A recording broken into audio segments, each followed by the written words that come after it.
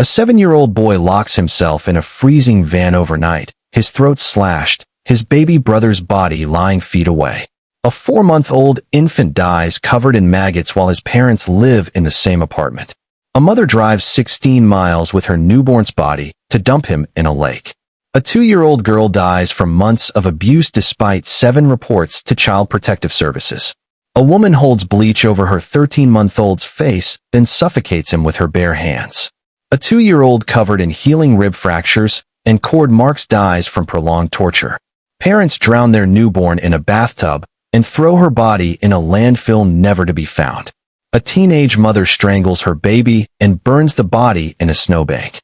A father watches his daughter place a living baby in a trash bag because it would cost too much money. A 3-year-old strangles in a car window while his mother scrolls through her phone. Welcome to Crime Unknown. These are the stories of Iowa's 10 most notorious mothers. 10 women. 10 dead children. 10 convictions that expose the darkest betrayals in the heartland of America. This is when mothers kill. Case 1. Michelle Kehoe. Michelle Kehoe drove her 2 sons to a remote fishing pond on a cold October afternoon in 2008. 7-year-old Sean. 2-year-old Seth. She had duct tape pre-ripped and ready. She had a Winchester hunting knife she'd purchased weeks earlier. She told her husband she was taking the boys to visit Grandma. She lied.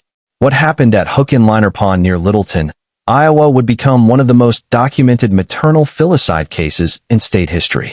And it would all unravel because of 3 words from a traumatized child who survived the night by locking himself inside the family van. On October 27, 2008, first responders raced to a rural Buchanan County pond following reports of an injured woman. Deputy Stephen Peterson arrived to find a white 2002 Volkswagen Eurovan parked near the water. Inside, kneeling in the driver's seat, was a small boy covered in dried blood. The deputy asked where he was hurt. The boy touched his throat. Peterson asked who did this. Sean Kehoe gave the answer that would seal his mother's fate. My mom.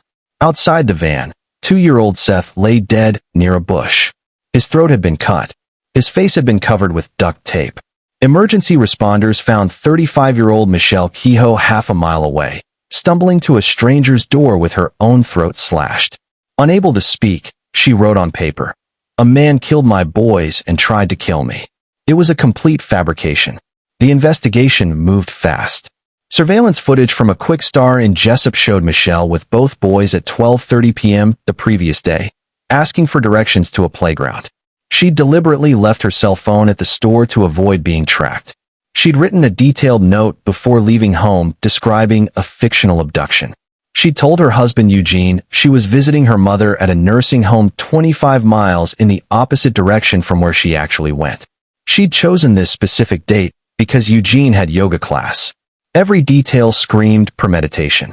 Iowa Division of Criminal Investigation agents Chris Calloway and Daryl Simmons interviewed Michelle in her hospital room on October 20th.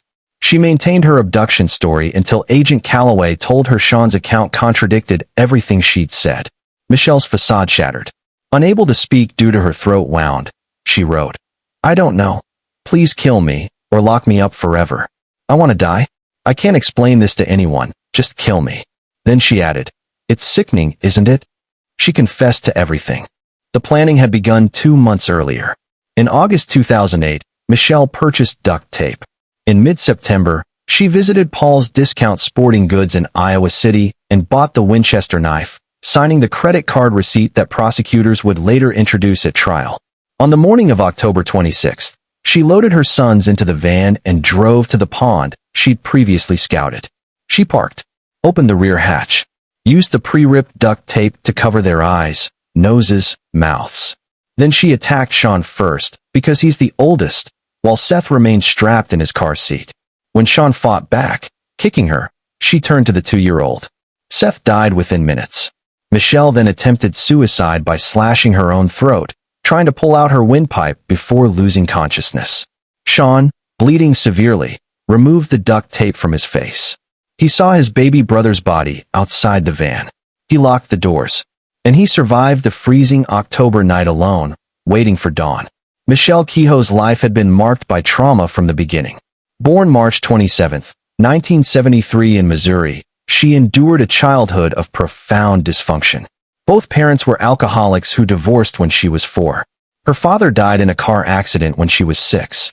Between ages 7 and 13, she was sexually abused by her stepfather's nephew, and a neighbor. When she finally told her mother at age 13, her mother sided with the stepfather and sent Michelle away to live with an aunt in Iowa. The betrayal was complete. Her mental health deteriorated in her 20s. First documented depression in 1996. First suicide attempt in March 1998, drinking fuel line cleaner and inhaling carbon monoxide in a closed garage. Second attempt in February 1999 at a Cedar Rapids hotel, stabbing herself in the femoral artery and staging it to look like an abduction.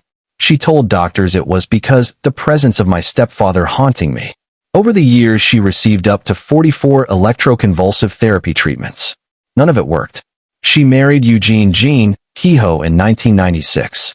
Their son Sean was born September 2001. After multiple miscarriages, Seth arrived October 2006. To the outside world, Michelle was a devoted mother working at Handicare Daycare. Behind closed doors, her mental state was collapsing. The most haunting aspect of the Kehoe case is what happened 10 months before the murders. In December 2007, Michelle's Volkswagen Passat plunged into the icy Iowa River near Park Road Bridge in Iowa City, with both boys inside. She claimed she lost control reaching for a pacifier. For brave passers-by dove into freezing water and rescued all 3. 3 months before the murders, Iowa Governor Chet Culver honored the rescuers for heroism. Only later, during psychiatric evaluation, did Michelle admit the truth. The Iowa River incident was her first suicide attempt with the children. Her first attempt on their lives. The warning sign was missed. 2008 brought mounting pressure. Eugene lost his job. The Sweppel family tragedy occurred in Iowa City, where Stephen Sweppel killed his wife and 4 children, including Ethan Sweppel, a child Michelle cared for at daycare. The loss devastated her. Michelle's estranged mother became ill, and Michelle reconnected with her for the first time since being sent away at 13. By summer, Michelle was missing psychiatrist appointments. Her medications had stopped working. By fall, she'd made her decision. The trial began October 29, 2009 in Grundy County after a venue change. Prosecutors Andrew Prosser and Alan Vanderhart presented overwhelming evidence of premeditation. The knife purchased weeks in advance. The duct tape. The fake note. The cell phone left behind. The remote location. The elaborate cover story. Defense attorneys Andrea Dreyer and David Stott didn't dispute that Michelle committed the acts. They argued legal insanity. Defense psychiatrist Dr. William Logan testified Michelle's depression was so severe her thought processes weren't rational. Defense psychologist Dr. Marilyn Hutchinson diagnosed major depression, anxiety, PTSD, personality disorder, and compulsive disorder. She scored 40 on the Global Assessment of Functioning scale, indicating serious impairment. Hutchinson testified Michelle believed killing her children was the right thing to do, to save them from depression and ensure they reached heaven before the age of accountability. Prosecution psychiatrist Dr. Michael Taylor agreed Michelle had major depression, but testified she was fully competent, fully capable of deliberating, premeditating, forming specific intent to kill, and very clearly had the ability to differentiate between right from wrong. He called her a finely tuned machine. The jury of 8 women and 4 men deliberated 1 hour and 40 minutes. Guilty on all counts. Michelle broke into tears. Juror Barbara Beankin later explained, "We couldn't know why a person does something like that. It's hard to imagine unless they were insane. But the cover-up attempt proved Michelle knew her actions were wrong." The sentencing hearing December 15, 2009 produced one of the most emotionally complex moments in Iowa criminal justice. Eugene Kehoe took the stand not to condemn, but to ask for understanding. "Can you understand how something could not be a choice?" he asked. He described Michelle as a good wife, a good mom, who worked hard to give their son stability and love she never had. Breaking down, Eugene said, "Not an hour passes without thinking of Seth, and the bright sparkle in his eyes will live with us forever." Then he made an extraordinary request: lift the no-contact order so he could stay in touch with Michelle. As he left the witness stand, Eugene asked Judge Bruce Sager, "May I give my wife a hug on the way out?" The judge denied both the hug and the contact request, extending the prohibition 5 more years. Prosecutor Vanderhart explained, "When the victim's therapist tells us he is ready and it might be beneficial, then that's the time to revisit the no-contact order. He's pretty fragile right now." Michelle was sentenced to life in prison without parole for first-degree murder plus 25 consecutive years for attempted murder and 10 concurrent years for child endangerment. In her statement, Michelle said, "I needed the jury to hear my experience. I needed the jury to hear it was out of my control on that day. I know that this horrific, tragic act happened through my hands. But it would never have been the intention of my heart. It would have never been the intention of a healthy mind." Appeals were denied in 2011. Post-conviction relief denied in 2019. A second application dismissed in 2022. Michelle remains incarcerated at Iowa Correctional Institution for Women in Mitchellville. She's now in her early 50s. Sean survived and was raised by his father. As of 2021, Sean, then approximately 20 years old, does not speak to his mother. Eugene, however, reportedly contacts Michelle multiple times weekly. The case was featured in the 2021 book Horror at Huckenliner by M. K. Isley, who interviewed both Michelle and Gene extensively. One rescuer from the 2007 Iowa River incident, Corey Rath, told reporters when he learned what happened at the pond, "Your heart sinks to hear that something was happening again. I mean, we just rescued these kids and mom from the river last December. The warning was there. No one saw it." Seth Kehoe was 2 years old. His father described the bright sparkle in his eyes. "That sparkle is gone forever." Case 2, Cheyenne Harris. 4-month-old Sterling Cohn was found dead in a baby swing covered in maggots. His diaper hadn't been changed in up to 2 weeks. Flies had landed on his living body and laid eggs. The maggots hatched and crawled on his skin while he slowly starved to death. His parents lived in the same small Alta Vista apartment. A 2-year-old sister in the home was healthy and well-fed. Formula sat in the cupboard. Clean diapers were in Sterling's room. His father had a $45,000 a year trucking job. Both mother Cheyenne Harris, age 20, and father Zachary Cohn, age 28, were convicted of first-degree murder and sentenced to life without parole. Prosecutor Coleman McAllister told the jury he died of diaper rash. That's right, diaper rash. August 30th, 2017. Emergency medical technician Tony Friedrich responded to a call for an unresponsive infant at an Alta Vista apartment. She expected to perform CPR. What she found haunts her still. His eyes were open, and it was a blank stare, Friedrich testified. Sterling was cold. When she lifted the blanket covering his body, gnats flew up. The swing seat was stained brown with waste. The room was dark, hot, stuffy. A heavy blanket had been draped over the window. Sterling Cohn had been placed in that powered swing and abandoned. While still breathing, flies laid eggs on him. Maggots hatched. The diaper remained unchanged for 9 to 14 days according to forensic entomologist Dr. Timothy Huntington. His parents walked past that room every single day. Sterling Daniel Cohn was born May 1st, 2017 under difficult circumstances. Cheyenne Harris gave birth prematurely and unexpectedly in a bathtub at a friend's house in Alta Vista. Her mother Brandy Harris was freaking out when she discovered the baby. Sterling was rushed to a hospital, then transferred to Mercy Hospital in Mason City due to water in his lungs. A critical finding emerged. A test on his umbilical cord was positive for methamphetamine. Iowa Department of Human Services testified at trial they were never informed of this positive drug test until after Sterling's death. Despite the rocky start, Sterling was released within days weighing 6 pounds, 12 ounces with a clean bill of health. In mid-July 2017, Sterling's grandmother took photos showing him starting to smile. He appeared small, but seemed to be developing normally. That same month, neighbor Jennifer Schriever babysat Sterling twice. During the first 17-hour stint, she noticed he was light and tiny, but ate like a trooper. She found raw diaper rash that she treated. During the second session in late July, Sterling seemed a little heavier, and the rash had improved. But Schriever noticed something troubling. When returning the children, Harris huffed and rolled her eyes. She seemed not ready to take her children back. Prosecutors alleged Sterling's murder occurred between August 4th and August 30th, 2017. During this period, Sterling was placed in the powered baby swing in a dark back bedroom facing the wall. His parents stopped feeding him, stopped changing his diaper. A heavy blanket was placed over the window to dampen sound and smell.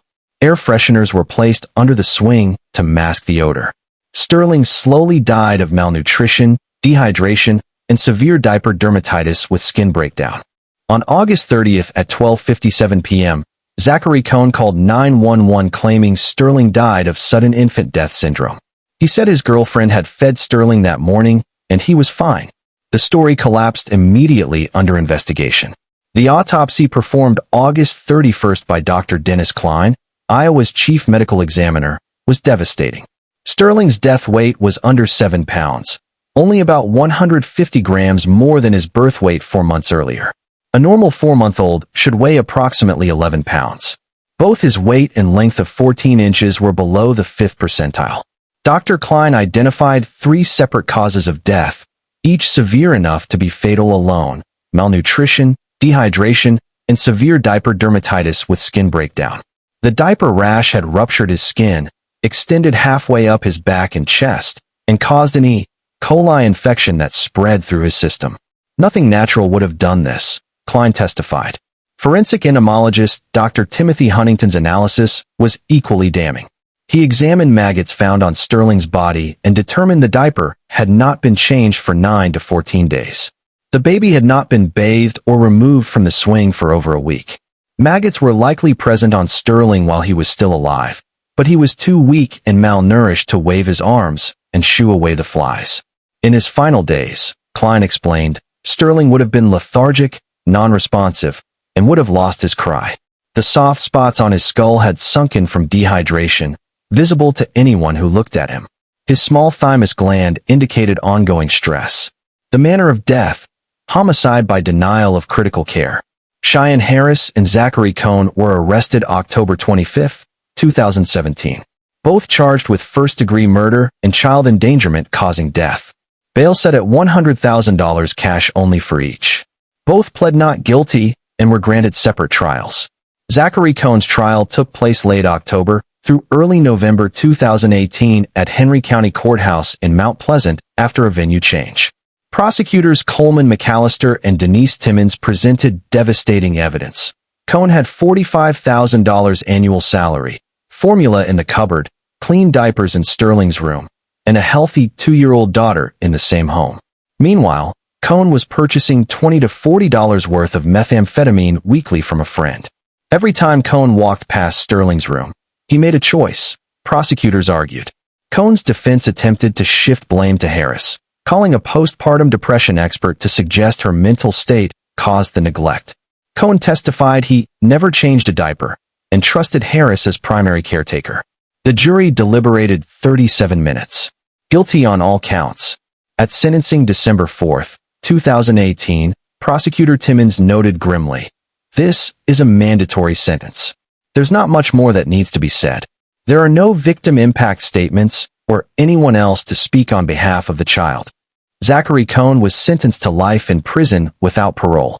Cheyenne Harris's trial began late January 2019 at Plymouth County Courthouse in Le Mars. Defense attorney Nicole Watt's opening statement: "The monster in this case is mental health. The monster in this case is depression. You're not going to hear any evidence that she's evil. That's because she's not evil." The defense called Dr. Michael O'Hara, a psychology professor from University of Iowa, who diagnosed Harris with major depression severe recurrent with peripartum onset, post-traumatic stress disorder from childhood sexual abuse, and severe methamphetamine abuse disorder.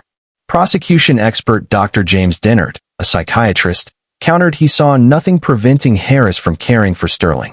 He noted Harris told him, at the time she thought Sterling was the reason her family was messed up. Harris acknowledged this was illogical in hindsight. The prosecution's written response was unsparing. Sterling's suffering for the length of time he did at the hands of his mother is nothing but tortuous and cruel. Harris did not testify. During trial, she broke down crying when shown photos of her deceased son. The jury deliberated approximately 4 hours. Guilty.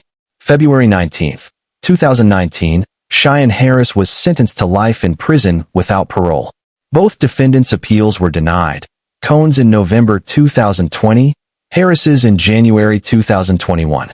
Alta Vista has fewer than 300 people. Sterling's death rocked the community. Kim Tice, a resident of nearby Elma with no connection to the family, became Sterling's advocate. Appalled that no one seemed to be speaking for the baby, she organized a candlelight vigil in fall 2017 that drew approximately 100 people. She created a Justice for Baby Sterling Facebook page and worked to change laws regarding drug testing at birth. I felt that somebody needed to make sure this baby is remembered, Tice said. June 8, 2019, after both convictions, a formal memorial service was held for Sterling at Alta Vista Municipal Hall. Community members, relatives, first responders, and law enforcement attended. Chief Deputy Reed Palo, who led the investigation, carried Sterling's urn through town to Union Cemetery, where a new headstone had been placed. First responder Tony Friedrich delivered the eulogy. "I want to thank all of you who showed up today, because by doing so, you showed you care. You showed that Sterling's life did matter, that there is good in this world, and there is hope. Sterling's life mattered. Sterling's life brought public awareness to safe havens, child endangerment, child abuse, and neglect. Sterling Daniel Cohen died weighing less than 7 pounds at 4 months old. He died covered in maggots in a dark room while his parents lived feet away. He died because his parents chose methamphetamine over his life. He died because a positive drug test at birth was never reported to Child Protection. He died because no one checked on him. Both parents will spend the rest of their lives in prison. Sterling will never grow up." Case 3. Heidi Anfinson. 15-day-old Jacob Anfinson was found in Saylorville Lake weighted down with more than 25 pounds of rocks. His mother Heidi Anfinson, age 40, initially told police someone entered their home and took Jacob while she slept. Hours later, she led investigators to the lake. Was this murder? An accident followed by panic? Or the actions of a mother in the grip of postpartum psychosis who didn't understand what she was doing? The Iowa Supreme Court would struggle with this question for a decade. 2 trials. A hung jury. A conviction. A Supreme Court reversal. An eventual plea deal. The Heidi Anfinson case became a landmark in Iowa legal history that redefined how courts must consider postpartum mental illness in maternal filicide cases. Jacob Michael Anfinson was born September 5, 1998 to Heidi and Mike Anfinson of Des Moines. For the couple who'd lived together 10 years before Heidi became pregnant, Jacob's arrival was long-awaited joy. Mike later said, "I just cried when he came out. I'd never felt that much joy before." But something was wrong with Heidi after birth. Her sisters observed sores on her legs. At Jacob's baby shower, she appeared exhausted, wooden, and unjoyful. She seemed afraid to handle her own baby. Later she would admit to compulsive hair pulling, a recognized symptom of severe anxiety disorders. 1 week before Jacob's death, an alarming incident occurred. The baby stopped breathing. Parents called 911. Jacob was rushed to the hospital. A medical examiner would later find a lesion on Jacob's brain. Prosecution would imply possible prior abuse. Defense disputed this interpretation. September 20, 1998, approximately 3:30 p.m. Mike Anfinson returned home from four-wheeling with friends. Heidi was asleep in bed. Jacob was gone. Police were called. Officers searched the home, yard, neighborhood. Nothing. They observed Heidi's behavior seemed cold and unemotional. While others frantically searched, she sat at the dining room table looking at photos and smoking cigarettes. During hours of interrogation, Heidi gave multiple conflicting stories.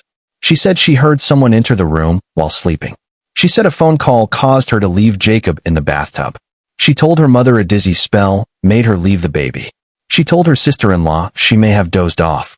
Finally, after approximately 6 hours and receiving a cigarette, Heidi agreed to take police to where Jacob was. 10:30 p.m. Heidi led investigators to Saylorville Lake, 16 miles from the Anfinson home. There, in approximately 1 foot of water, they found Jacob's body weighted down with 2 large rocks totaling over 25 pounds. The medical examiner, Dr. Francis Garrity, ruled Jacob died of drowning. He found microscopic plants and lake bacteria deep in Jacob's lungs and in his heart blood, substances not present in home tap water.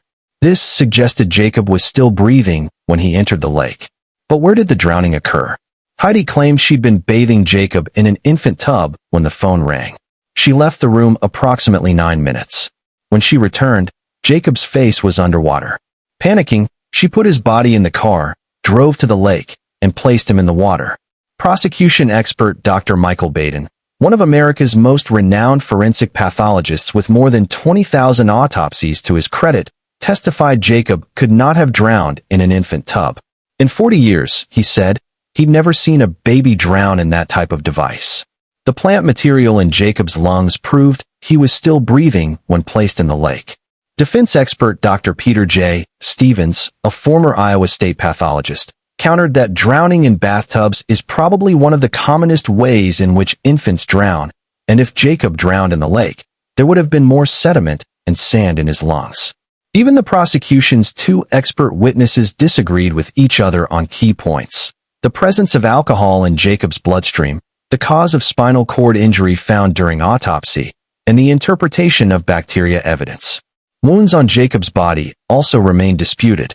A wildlife biologist testified they could have been caused by birds of prey, eagles, or vultures that encountered the body in the lake. Heidi was charged with first-degree murder and child endangerment. She pled not guilty. The first trial, September 1999, ended in mistrial when the jury deadlocked 11-1 in favor of second-degree murder. The lone holdout, Joanne Saylor, believed the prosecution had not proven its case. A second trial was held February 2000 in Scott County after a venue change. After 4 days of testimony and 8 hours of deliberation, the jury convicted Heidi of second-degree murder. She was sentenced to 50 years in prison mandatory, meaning no parole eligibility until 2035, when she would be 75 years old. Throughout both trials, defense attorney William Bill Cutmas refused to pursue a postpartum depression or psychosis defense. He argued instead that Jacob's death was an accident, negligence, not murder. Heidi did not take the stand. This decision would prove to be catastrophic legal error. Heidi filed post-conviction relief, arguing Cutmas provided ineffective assistance of counsel by failing to present postpartum depression evidence. The evidence of her mental state was substantial. She'd given birth and consented to adoption of a first child in 1980, experiencing depression afterward. She had an abortion in 1985 and experienced depression afterward. Her family observed clear warning signs after Jacob's birth. She was hospitalized just 6 days after Jacob's death for depression, suicidal ideation, and panic attacks. A grief counselor believed she exhibited postpartum depression symptoms. But Cutmas categorically rejected any suggestion this condition be explored. According to testimony, he told Heidi's father a woman would have to be insane enough to be out eating in the streets, to use an insanity defense. October 17, 2008. The Iowa Supreme Court issued its ruling in Anfinson v. State, 758 NW 2nd, 496. Justice Hecht, writing for the court, found Cutmas's performance fell below professional standards and his failures prejudiced Heidi's case. The court noted evidence of postpartum depression would have bolstered the claim that Jacob's death was accidental, explained why a mother might neglect her newborn during a bath, explained the irrational behavior of placing the body in the lake, and explained her emotionless appearance during police questioning. The conviction was reversed. The case was remanded for a new trial. A third trial was scheduled for November 2009. But October 28, 2009, Heidi entered a plea agreement, waiving her right to another trial. She pled guilty to child endangerment charges and was sentenced to 50 years non-mandatory, meaning she would be eligible for parole far sooner than under her original sentence. Judge Rosenberg at sentencing acknowledged the case's complexity. Although this is a tragic incident beyond description, the court believes Anfinson is no further threat to public safety. We often like to think of things in black and white, but often, it is the gray that is the truth. Heidi's first parole application in 2011 was denied. But October 31, 2012, the Iowa Board of Parole voted unanimously 3-0 to grant parole. The decision cited very low-risk assessments from the Department of Corrections, her trouble-free imprisonment, and strong support letters, including letters from the original judge and prosecutor. Heidi was released November 2012 from Iowa Correctional Institution for Women in Mitchellville, having served approximately 12 years. She completed parole in 2023, 25 years after Jacob's death. Mike Anfinson stood by his wife throughout, even after they divorced amicably in 2015. He died of a heart attack May 11, 2017, at age 58.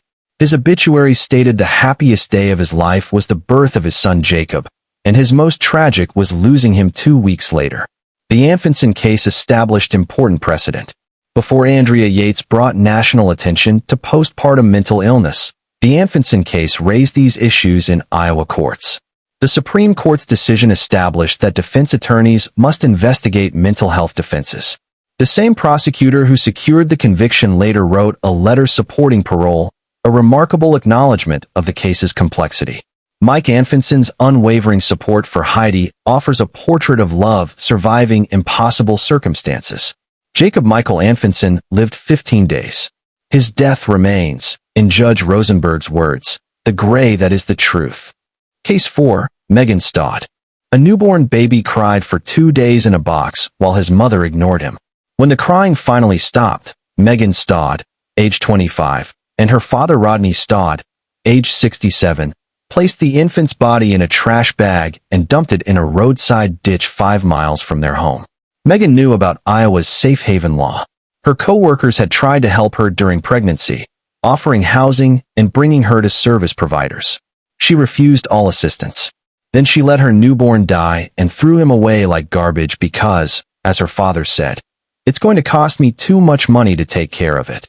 Warren County Attorney Doug Eichholz, with 29 years of legal experience, said, "I can't think of any case that's been more senseless than this one." September 22, 2025.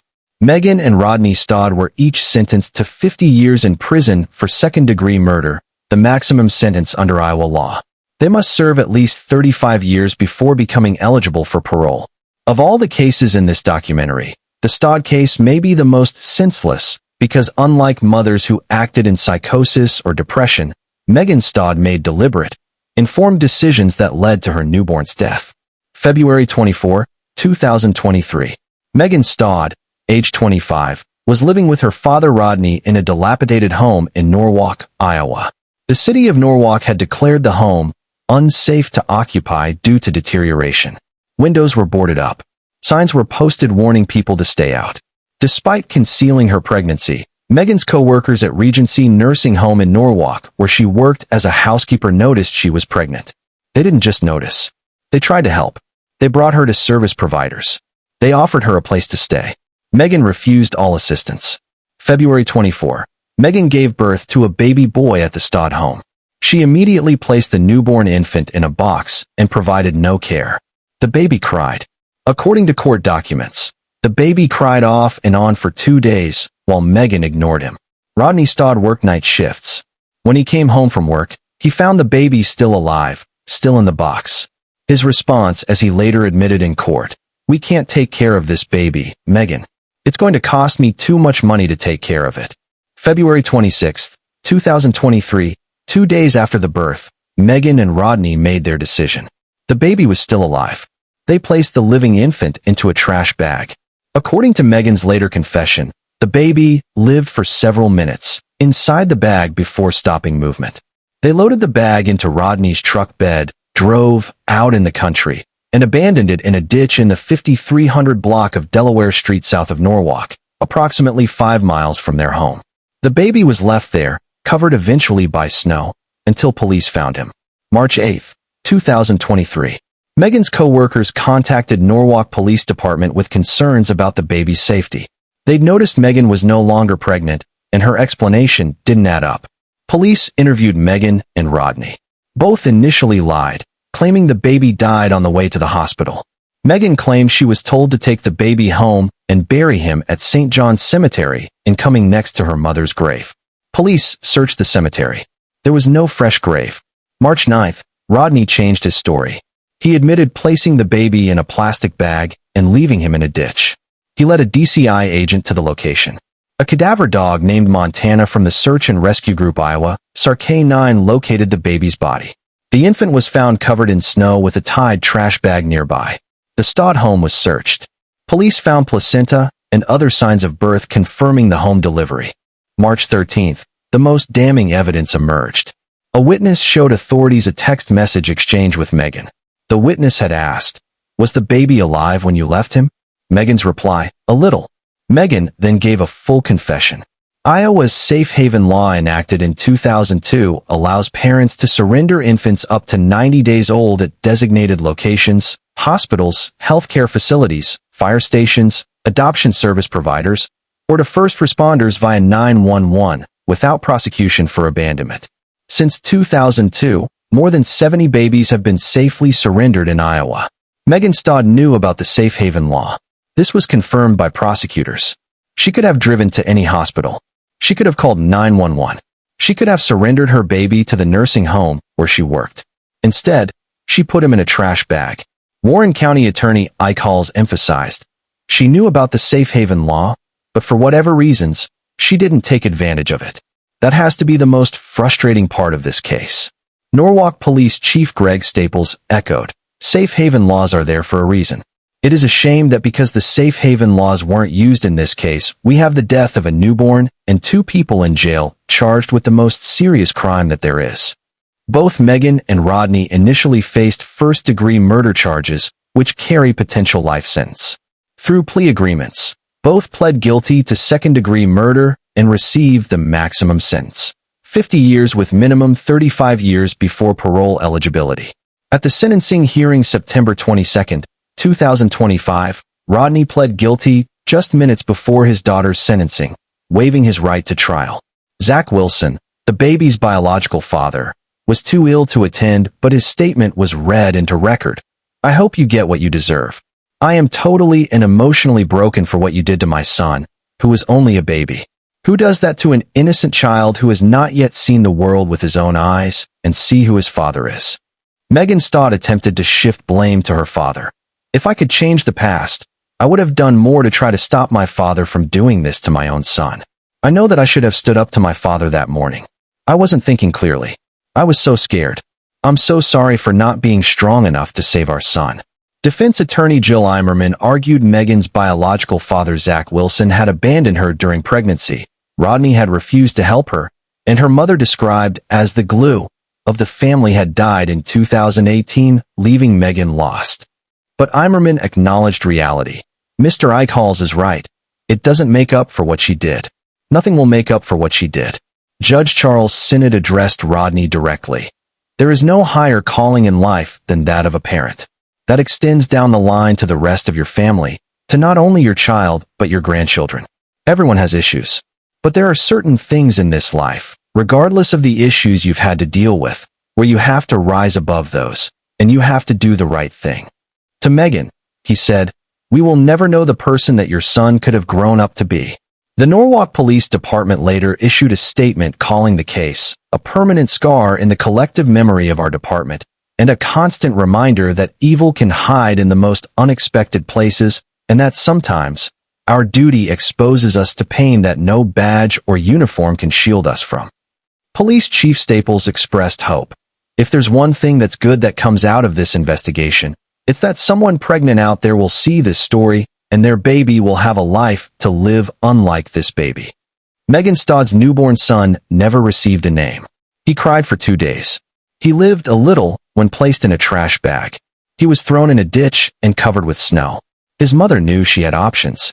She chose death instead. Both she and her father will spend decades in prison. The baby will never be identified. He will never be mourned properly. He will forever be known only as the infant who died, because he would cost too much money. Case 5, Billy Mosier. 3-year-old Jordan Reed was trapped in a closing car window, strangling to death, while his mother, Billy Mosier, age 23, was distracted by her cell phone. Jordan wasn't in a car seat. He wasn't secured. He was roaming freely in the back of the vehicle while Mosier sent and received social media messages, phone calls, and texts. Multiple witnesses saw Jordan's head hanging out the window as the car drove by. One witness saw him appear lifeless as the window rolled up on his neck. Mosier's response when she finally discovered him: call 911 and lie, claiming Jordan had been in his car seat. Evidence on her own phone proved she habitually let Jordan roam free instead of securing him properly. She was convicted of child endangerment resulting in death and sentenced to 50 years in prison plus $150,000 in restitution. Judge Jeffrey A. Neary noted, "The tragic events of May 4, 2023 were a manifestation of Billy Mosher's habit of not regularly or haphazardly strapping Jordan into a required child restraint car seat." May 4, 2023 evening. Billy Mosher drove her 3-year-old son Jordan from Ida Grove to Battle Creek, Iowa, approximately 8 miles. Jordan was not secured in any car seat. He was in the rear of the vehicle behind the driver's seat. Multiple witnesses would provide devastating testimony about what they observed. One witness testified that as Mosher drove away from a location in Ida Grove, Jordan's head and upper body were hanging out of the rear driver's side window, which was all the way down. Jordan was talking to the witness as the car pulled away. Another witness testified later he saw Mosher's vehicle drive by with a little boy who appeared lifeless, hanging out the window.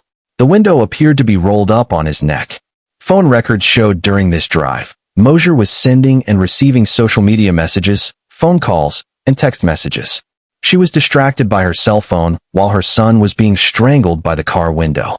7:55 p.m., Mosher arrived at 500 Maple Street in Battle Creek and discovered Jordan unresponsive. She called 911. Battle Creek Community Ambulance Service EMTs responded and found Jordan not breathing. Jordan was transported to Horn Memorial Hospital in Ida Grove, then transferred to Children's Hospital and Medical Center in Omaha, Nebraska. At the hospital, Mosher told a social worker Jordan had been secured in a car seat. Her first lie. May 5, 2023. Jordan Reed was pronounced dead at Children's Hospital in Omaha. He was 3 years old.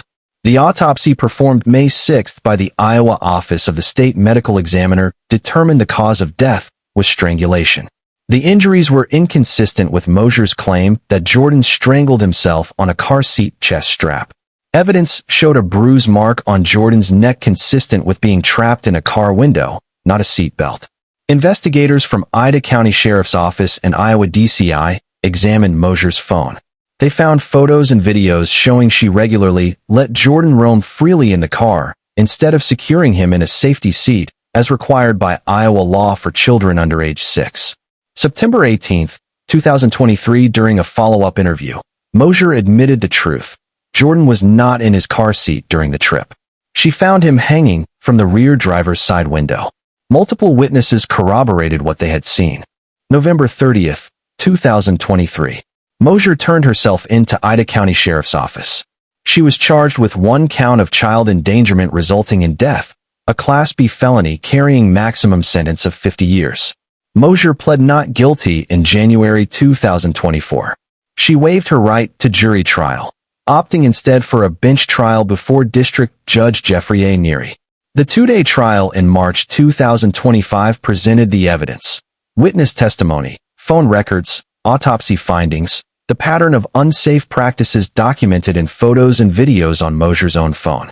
April 4, 2025, Judge Neary delivered his verdict, guilty.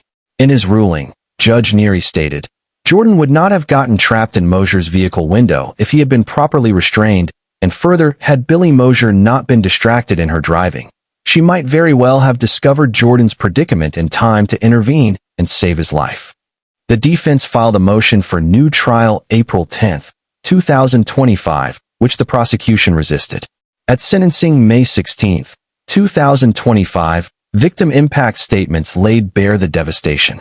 Joseph Reed, Jordan's father, testified he has nightmares and attends mental health counseling with his surviving son, Jordan's brother now 4 years old.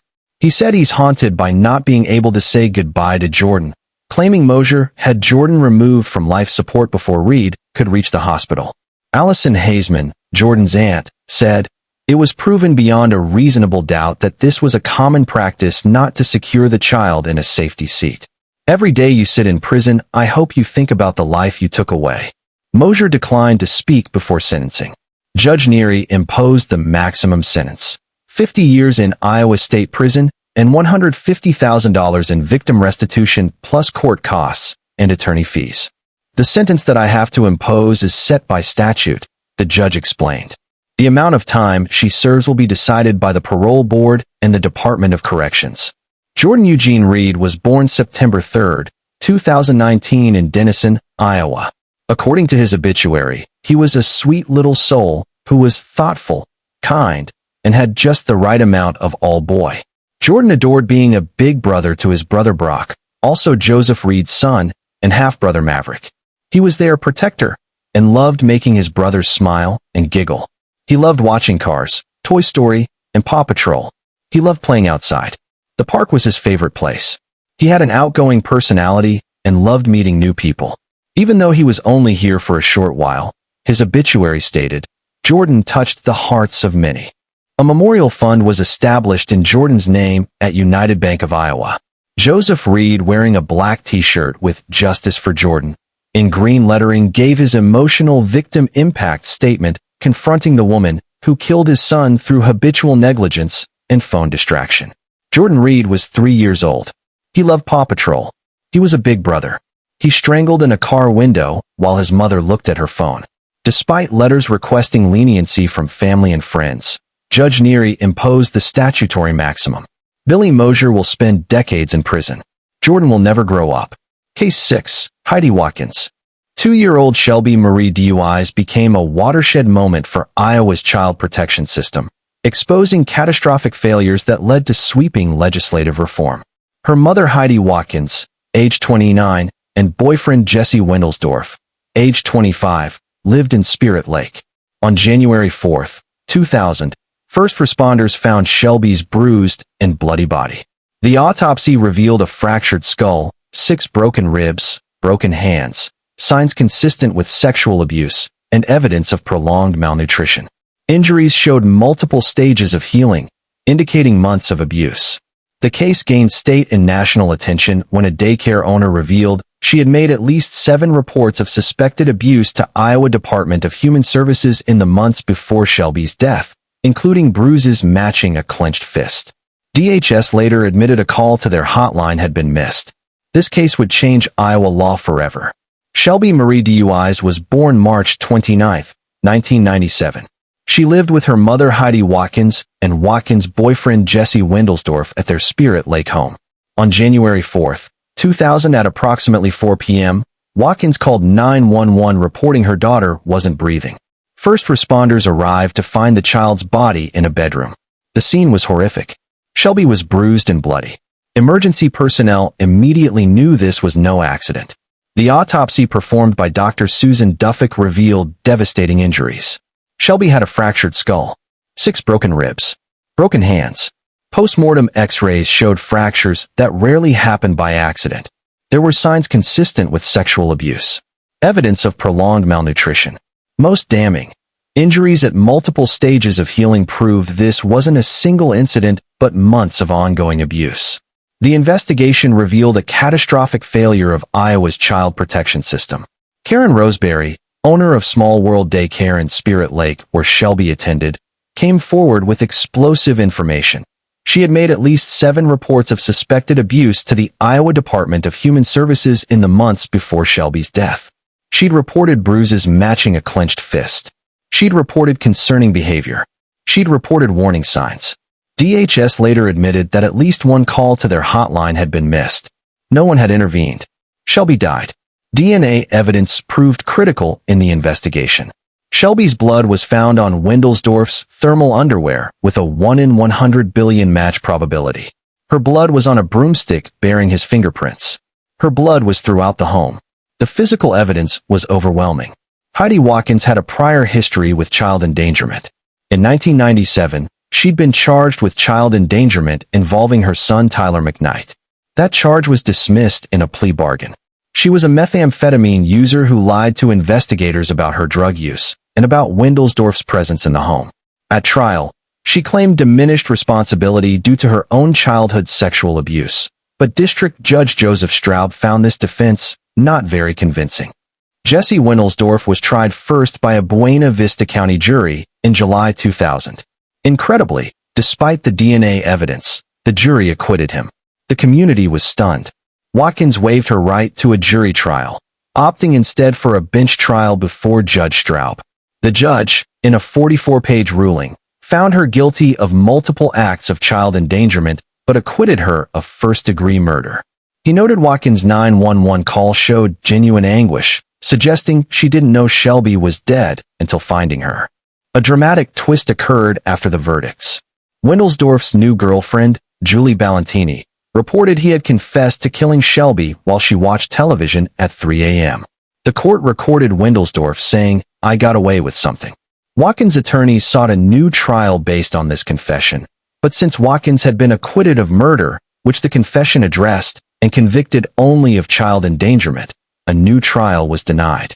Judge Straub sentenced Watkins to 50 years in prison on December 14, 2000, calling her crime heinous and stating, "You chose to sacrifice her on an altar of illicit sex and illicit drugs." Watkins served nearly 13 years. The Iowa Board of Parole released her on December 9, 2013. She is now free.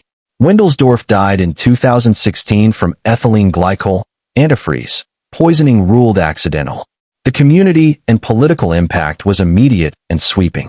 Governor Tom Vilsack ordered the Iowa Department of Human Services to adopt a remove first policy for at-risk children. The Iowa legislature passed the boyfriend bill, allowing prosecution of non-parent caretakers for child endangerment. The state allocated $8 million in new funding for child protective programs, adding 98 social workers and 45 supervisors. The Iowa Ombudsman's investigation found DHS did not respond appropriately to abuse reports. Shelby Marie Duis was 2 years old. Her daycare provider reported abuse 7 times. The system failed her. She died from a fractured skull, broken ribs, broken hands, sexual abuse, and starvation at the hands of her mother and her mother's boyfriend. One got away with it until dying from antifreeze poisoning. The other served 13 years and is now free. But Shelby's death wasn't in vain. Iowa's child protection system was reformed because of her. $8 million invested. Nearly 150 new social workers and supervisors hired. The boyfriend bill passed. The Remove First policy adopted. Shelby's legacy is that Iowa children are safer today because the system that failed her was forced to change. Case 7. Yamisai Kehoe. This case exemplifies the complex intersection of mental illness and criminal culpability, with dueling expert witnesses offering starkly different diagnoses about the defendant's mental state. On August 31, 2023 at approximately 9:56 a.m., Waukee police and fire responded to a residence on N.W. Greenwood Place for an unknown problem. Officers immediately detected a strong bleach odor upon entering. Yamisai Nadege Kehoe, age 26, appearing distraught and struggling to speak, directed them upstairs. Her 13-month-old son, identified in court documents as DK, was found lying face up on the floor in a diaper, cold to touch, without pulse. Multiple open bleach bottles surrounded the child's body on saturated carpet. Emergency responders attempted life-saving measures for 25 minutes before pronouncing him dead at the scene. Kehoe initially spoke only French and admitted drinking bleach in a suicide attempt. While hospitalized and intubated until September 2nd, she was interviewed through an interpreter. On September 4th, she made a full confession. She had held DK down, poured cleaner over his face, because she did not want to leave him behind after she left, and when the bleach didn't cause him to lose consciousness, she held her hand over his nose and mouth until he stopped breathing. The autopsy confirmed suffocation as the cause of death. Injuries on both sides of DK's nose and inside his lip indicated external pressure had been applied. This was no accident. This was deliberate smothering after an attempt to poison the child with bleach failed. Defense experts diagnosed Kehoe with postpartum psychosis and severe major depressive disorder with psychosis. Dr. Stephen Bruce testified she was not able to form specific intent and couldn't distinguish right from wrong. The defense argued Kehoe was in the grip of mental illness so severe she didn't understand her actions. However, prosecution expert Dr. Rosanna Jones Thurman disagreed completely. She noted that postpartum psychosis is rare, occurring in only 1 to 2 per 1,000 women. It typically occurs 2 to 4 weeks after delivery, not 13 months later. And critically, Kehoe's ability to call 911 and her brother demonstrated awareness of her actions. She knew what she'd done. She knew it was wrong. She sought help afterward. On March 7, 2024, a Dallas County jury rejected the insanity defense and found Kehoe guilty of first-degree murder and child endangerment resulting in death. The jury heard body camera footage of Detective Brian Levson's interview, where Kehoe explained she suffocated DK because the bleach wasn't causing him to pass out. The deliberation and intent were clear. She tried one method. When it didn't work fast enough, she switched to manual suffocation.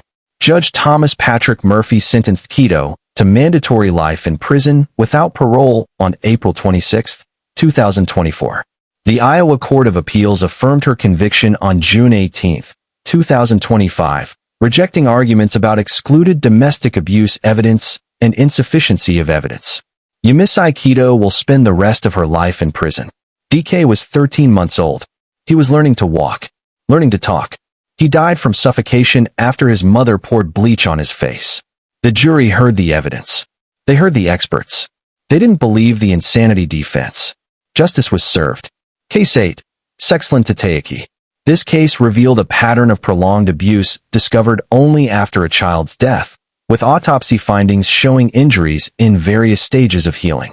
On April 29, 2024 at approximately 3:30 p.m., Lil-Mars Police and Fire Rescue responded to 234 3rd Avenue SW for reports of an unconscious child.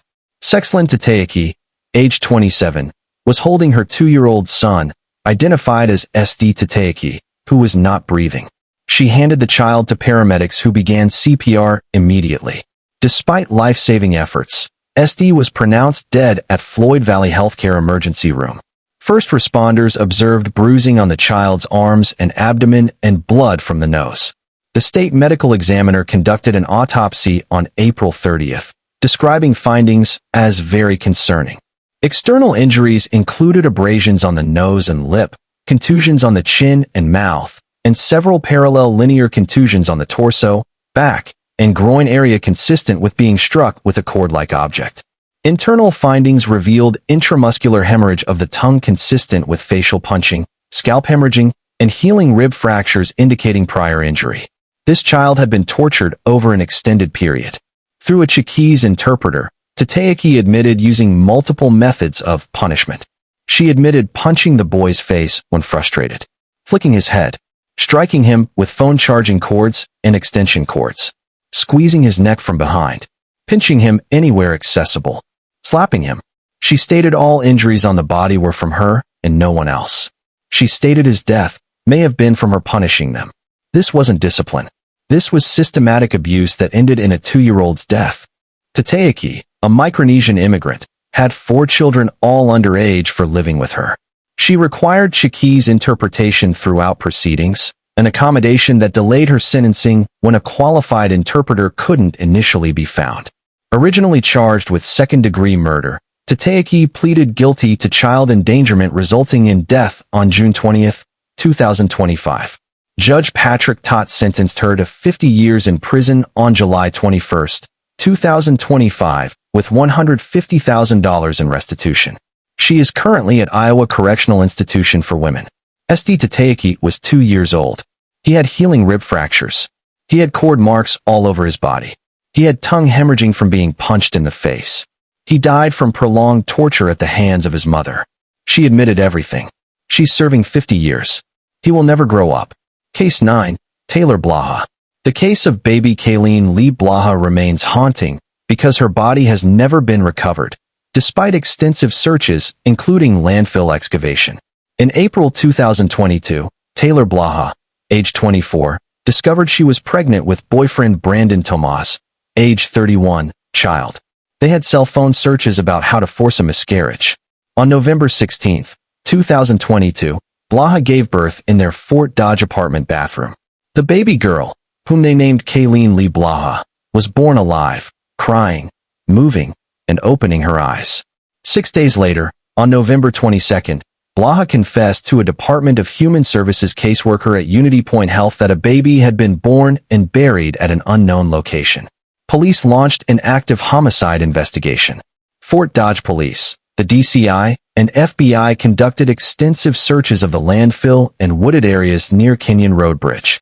Toma eventually agreed to lead investigators to the location, but excavation found nothing. The body has never been recovered. Evidence included umbilical cord and placenta remains in a dresser drawer, cell phones with miscarriage searches, surveillance footage showing Toma leaving with a backpack and returning 20 minutes later with it apparently empty, and both defendants' confessions. According to Blaha's statement, when Kayleen began crying, they feared neighbors would call police. Both parents were methamphetamine users and feared losing custody of their 2-year-old son if testing revealed drugs in the newborn system. At Toma's direction, they placed Kayleen in the bathtub and held their hands on her chest, forcing her underwater until she died. Blaha stated that when she tried to remove her hands, Toma would put my hands back on her and encourage me to keep going. Toma placed the body in a plastic container, wrapped it in garbage bags, put it in a backpack, and disposed of it. Where? No one knows. Kayleen's body has never been found despite extensive landfill excavation and FBI involvement. On August 18, 2023, Blaha pleaded guilty to second-degree murder reduced from first-degree. Judge Christopher Polking sentenced her to 50 years with a 35-year mandatory minimum before parole eligibility. Toma pleaded guilty to child endangerment resulting in death and abuse of a corpse, receiving 50 years with a 20-year minimum. Judge Polking stated, "A parent is entrusted to protect, nurture, and care for their child. You betrayed that trust and instead murdered a helpless newborn baby."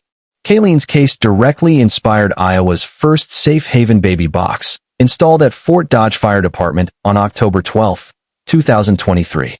State Representatives Ann Meyer and Senator Tim Cranbrink championed legislation expanding Iowa's safe haven law. The Blaha family holds annual memorial events for Kayleen. Baby Kayleen Lee Blaha was born alive on November 16, 2022. She cried. She moved. She opened her eyes.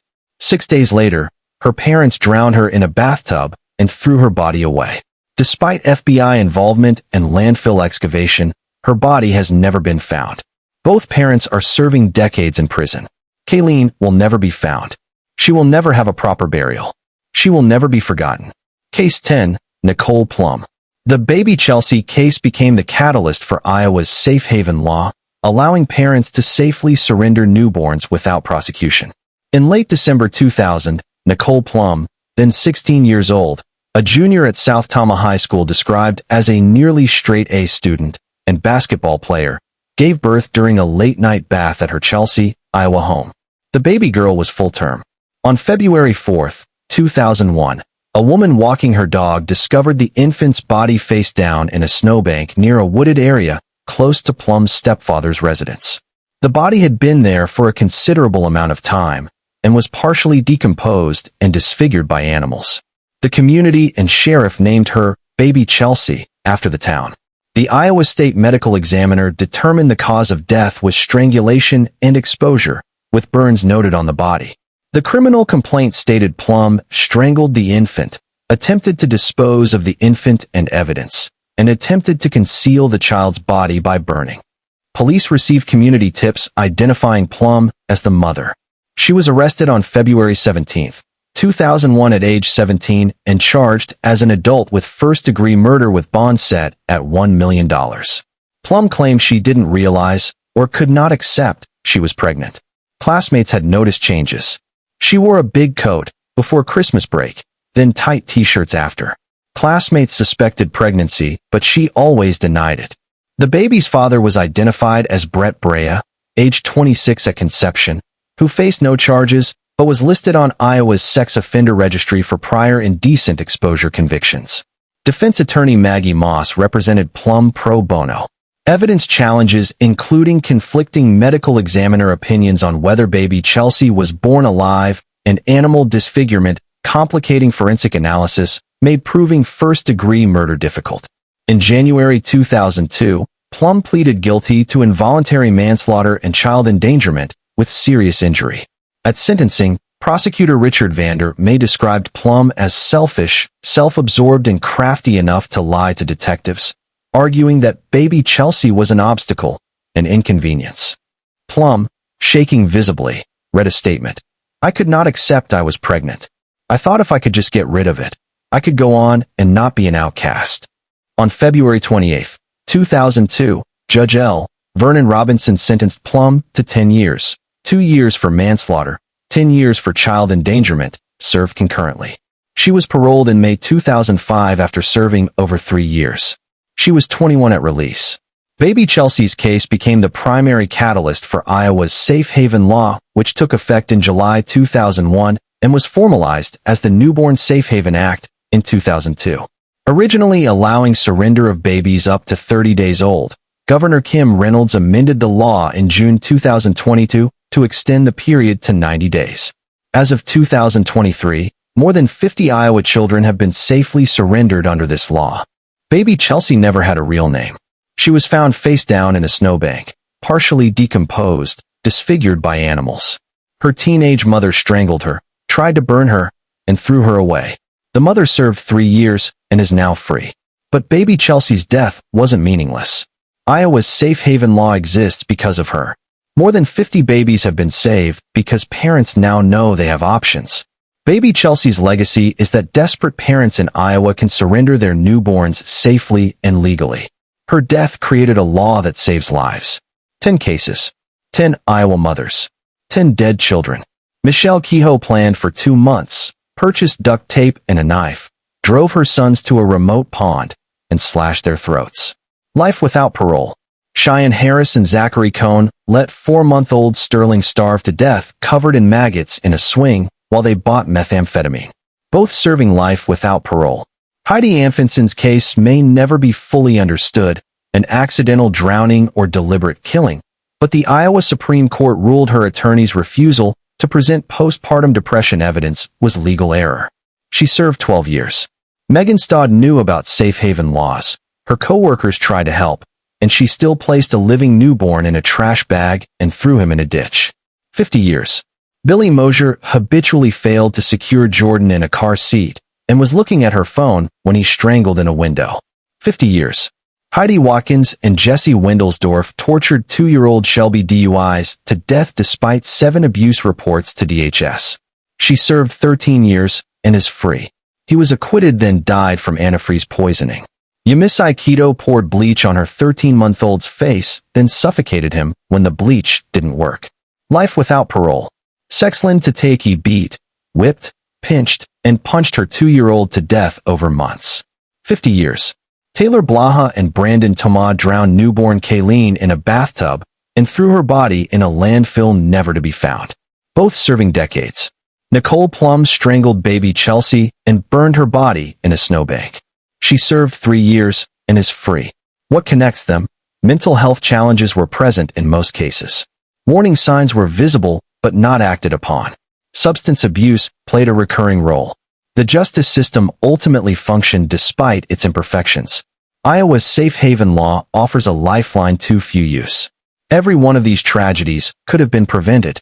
This documentary centers on justice and investigation, but its ultimate purpose is to honor the children who cannot speak for themselves. Seth Kehoe, age 2. Sterling Daniel Cohn, age 4 months. Jacob Michael Anfinson, age 15 days. The unnamed newborn son of Megan Stodd. Jordan Eugene Reed, age 3. Shelby Marie Duis, age 2. DK, age 13 months. SD Tateki, age 2. Kayleen Lee Blaha, newborn. Baby Chelsea, newborn. Each of these children deserved a mother's protection. Each was failed in the most fundamental way. Their stories must be told not to sensationalize tragedy, but to ensure warning signs are recognized, resources are made available, and justice is served. If you or someone you know is struggling with thoughts of harming a child, help is available. National Crisis Hotline, 988. Postpartum Support International Helpline, 1-800-944-4773. Iowa's Safe Haven Law. Infants up to 90 days old can be surrendered at hospitals, fire stations, healthcare facilities, and to first responders without legal consequences. Iowa Child Abuse Hotline, 1-800-362-2178. This has been Crime Unknown. If this documentary helped you understand the warning signs, share it. If it made you think twice about the mothers around you who might be struggling, reach out to them. And if you learned about Iowa's safe haven law for the first time, spread that information. It could save a life. Like, comment, and hit the subscribe button for more deep dive true crime documentaries that honor victims and demand justice.